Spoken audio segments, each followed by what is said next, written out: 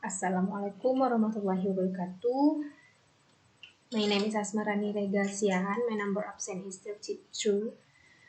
Now I will share about requirement for a good assessment tool. Principles of language assessment. Di sini sudah ada practicality, reliability, validity, authenticity, and wasback. Pertama kita akan membahas tentang validity atau validitas. Validitas berasal dari kata validity yang mempunyai arti sejauh mana ketetapan dan kecermatan suatu alat ukur dalam melakukan fungsi ukurnya. Suatu tes atau alat ukur dikatakan valid apabila tes atau alat ukur tersebut benar-benar mengukur objek yang hendak diukurnya. Semakin tinggi kualitas suatu alat ukur, semakin baik pula alat ukur itu untuk digunakan. Selanjutnya, reliability atau reliabilitas. Reliabilitas adalah suatu alat ukur yang dikatakan reliable apabila alat ukur itu dicobakan kepada objek atau subjek yang sama secara berulang-ulang, maka hasilnya akan tetap sama atau relatif sama. Selanjutnya, practicality atau praktikalitas. Ciri-ciri tes yang memenuhi persyaratan praktikalitas adalah: pertama, biaya yang digunakan tidak terlalu tinggi. Yang kedua, mudah diadministrasikan. Yang ketiga, mudah diskor. Yang keempat, mudah diinterpretasikan. Yang kelima, waktu yang tepat dan tidak terlalu lama. Selanjutnya kita akan membahas tentang authenticity. Salah satu syarat dalam menyusun suatu tes adalah objektivitas dengan manifestasinya. Dengan syarat ini, seseorang diharuskan tidak melakukan penipuan atau berbuat bohong. Selanjutnya kita akan membahas tentang wasback. Wasback umumnya mengacu pada efek tes terhadap instruksi dalam hal bagaimana siswa mempersiapkan tes. Selanjutnya kita akan membahas tentang karakteristik of performance assessment. Karakteristik dari penilaian kinerja sangat beragam dan dapat mencakup observasi dan evaluasi eksperimen laboratorium, karya seni, berbicara, kebiasaan kerja, interaksi sosial, dan perasaan tentang masalah. Selanjutnya, kategori of performance assessment. Yang pertama, proses versus a product yang digunakan siswa untuk menyelesaikan tugas. Produk adalah hasil yang nyata yang mungkin merupakan hasil dari menyelesaikan suatu proses. Misalnya, cara seseorang menggunakan alat-alat pertukangan untuk membangun sebuah furnitur akan menjadi sebuah proses.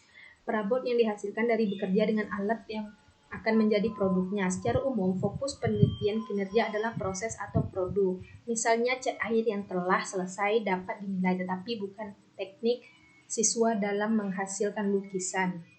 Selanjutnya, nomor 2, use simulate versus real settings.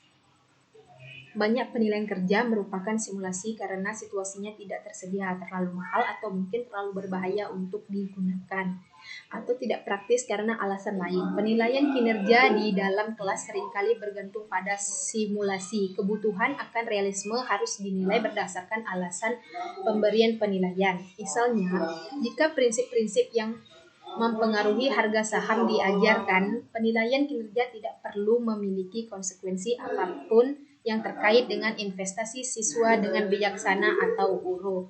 Selanjutnya nomor 3, depend on natural versus structured stimuli. Terbagi menjadi 2, yaitu natural versus structured stimuli dan natural stimuli. Contoh dari natural versus structured stimuli adalah keterampilan sosial siswa biasanya dievaluasi tanpa diminta, namun dalam beberapa situasi dapat disusun untuk memastikan bahwa perilaku yang dievaluasi terjadi atau terjadi dalam pengaturan tertentu. Contoh rancangan terstruktur termasuk meminta siswa untuk mempersiapkan dan menyiapkan pidato, melakukan percobaan laboratorium. Selanjutnya, natural stimuli. Rangsangan alami lebih disukai untuk menilai ciri kepribadian, kebiasaan kerja, dan kemauan untuk mengikuti prosedur yang ditentukan seperti aturan keselamatan. Selanjutnya, prosedur for scoring performance. Di situ ada checklist, rating scale, and scoring rubric. Checklist or rating scales. The efficiency of checklist or rating scale has improved Yang pertama, the fewest word possible should be used within each item of checklist or rating scale. Maksudnya sedikit mungkin kata harus digunakan untuk menentukan poin pada skala peringkat. Meminimalkan kata akan meningkatkan kecepatan membaca item.